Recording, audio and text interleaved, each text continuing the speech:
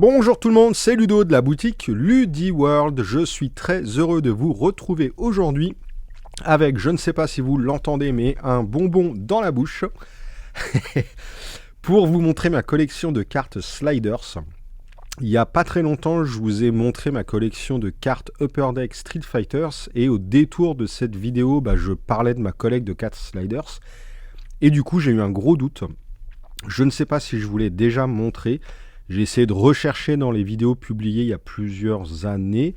J'ai pas retrouvé de vidéo à proprement parler Sliders. J'ai une vidéo où je montrais les comics Sliders, qui est d'ailleurs en qualité un peu pourrave, mais bon. Et je pense que ça, j'avais dû le montrer en live.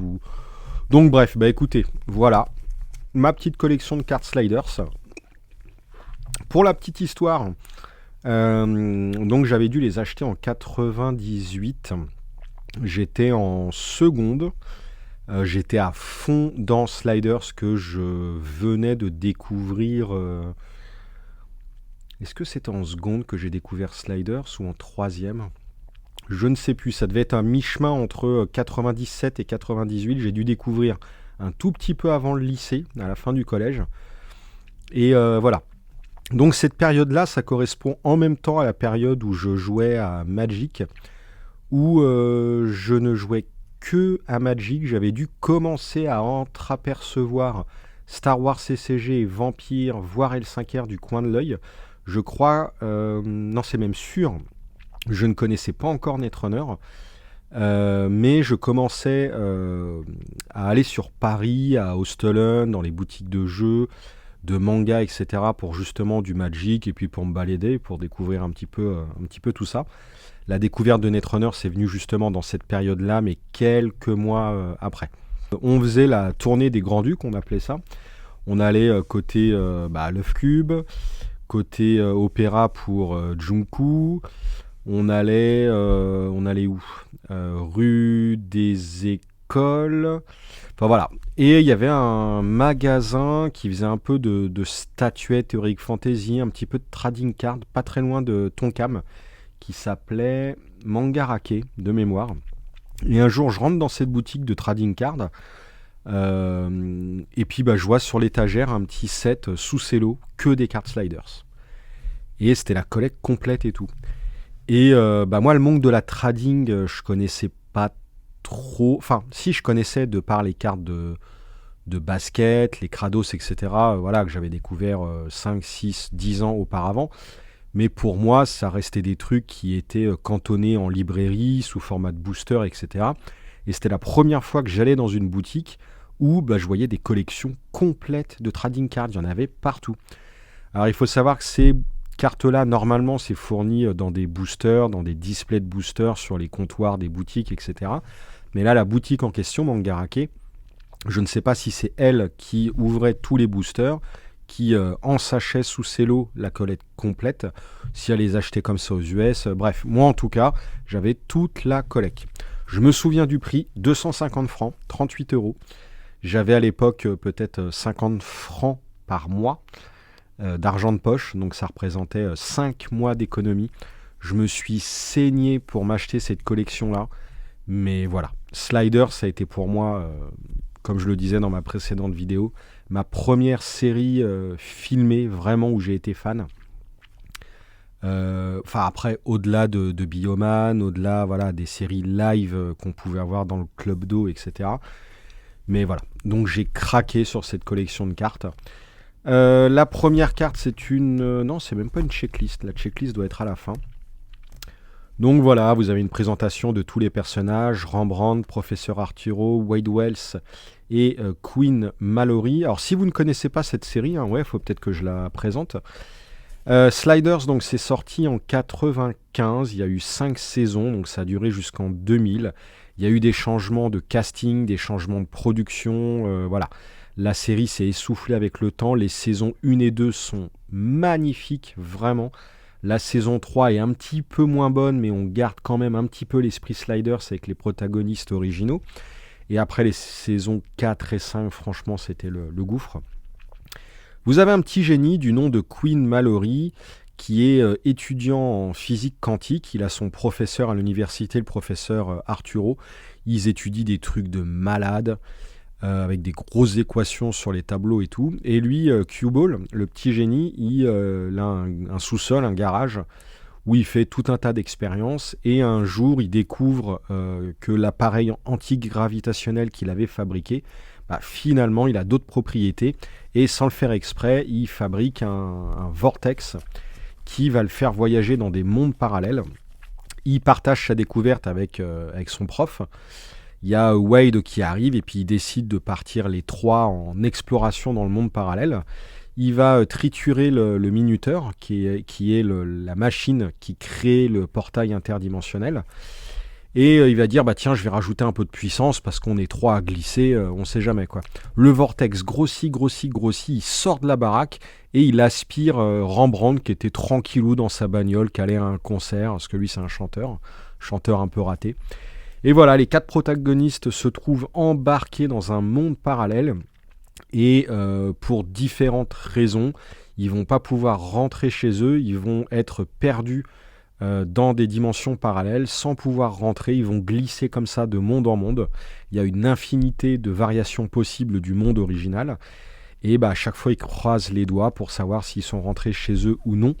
Moi j'adore Sliders, surtout le début, parce que ce n'était pas une série vraiment de SF à proprement parler, c'était pas une série d'action, c'était vraiment des uchronies, des variations de notre monde avec un pan de l'histoire qui a changé et qui a fait dériver le monde, mais sans que ça génère forcément des histoires vraiment militaires, de l'action, de la guerre.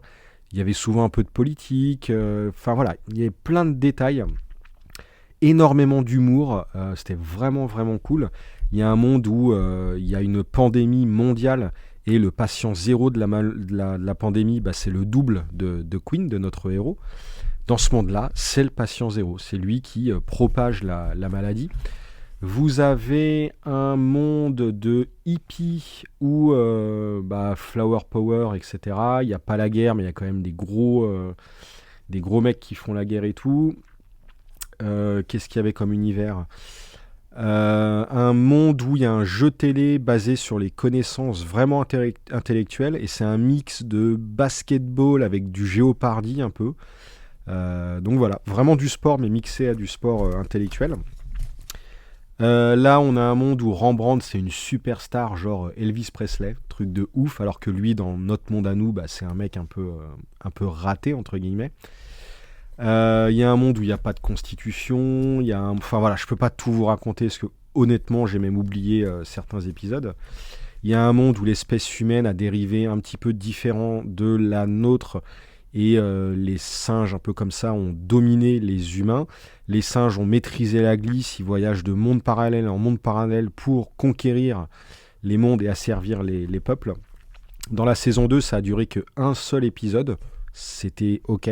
Dans la saison 4, ils ont fait toute une saison avec les Cro-Mags, et là, ça devient un enfer. Voilà, il y a tout un tas de mondes différents. Les premières cartes de la série sont un petit peu des snapshots, des aperçus de ces épisodes-là. Ça se cantonne à la saison 1 et 2. Vous avez la petite numérotation ici des cartes. Là, ici, vous avez des cartes un petit peu peintes. Ce sont les couvertures des comics, justement, que je vous avais fait voir dans une précédente vidéo. Waouh! Et si on découvrait ici, sur Terre, d'autres mondes inexplorés, où tout serait possible, la même planète, dans une dimension parallèle. J'ai trouvé le passage. Je kiffe. Voilà, donc là, vous avez tous les comics.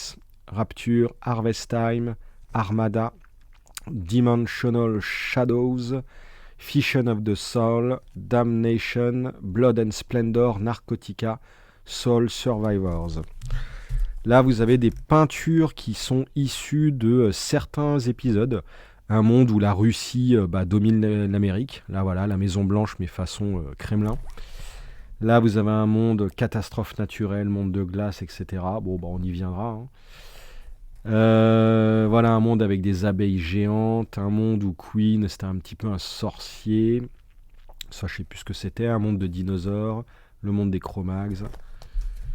Et là, vous aviez un aperçu de la saison 3. Les trading cards étaient sortis, je crois, à la fin de la saison 2, ou en tout cas la saison 3 avait à peine démarré ou pas encore démarré.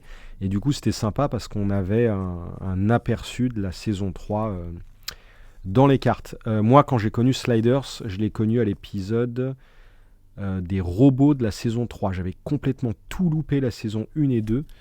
Non, c'était pas cet épisode-là, je sais plus. Donc moi je sais que voilà, on en était déjà à la saison 3. Là vous avez les personnages avec la coupe de Queen dans la saison 3. La checklist avec normalement 72 cartes. Et voilà, là on commence à atteindre les cartes un petit peu rares de la série. Quoique, est-ce que je les ai eues? Non, je les ai eues qu'après justement celle-ci. Ah, je sais plus.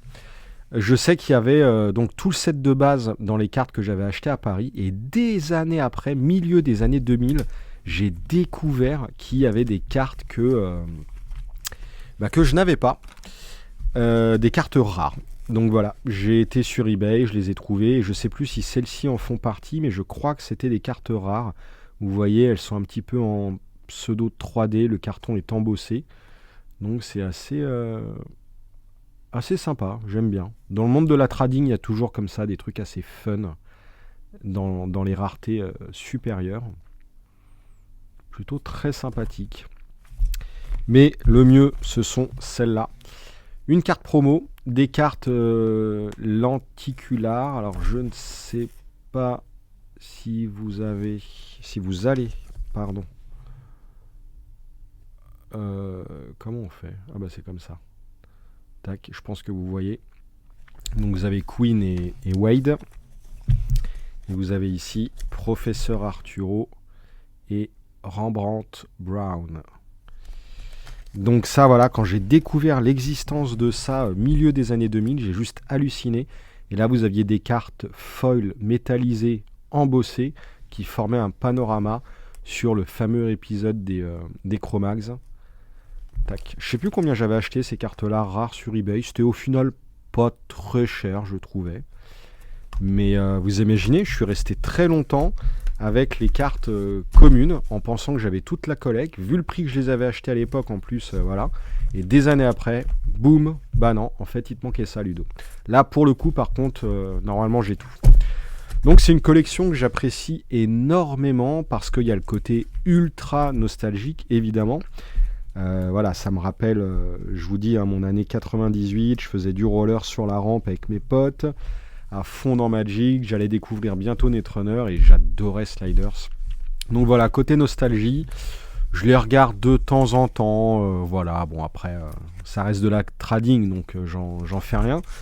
Mais à chaque fois, je prends énormément plaisir à les regarder. Allez, sur ce, bah non, attendez, il faut que je vous fasse voir ça vite fait.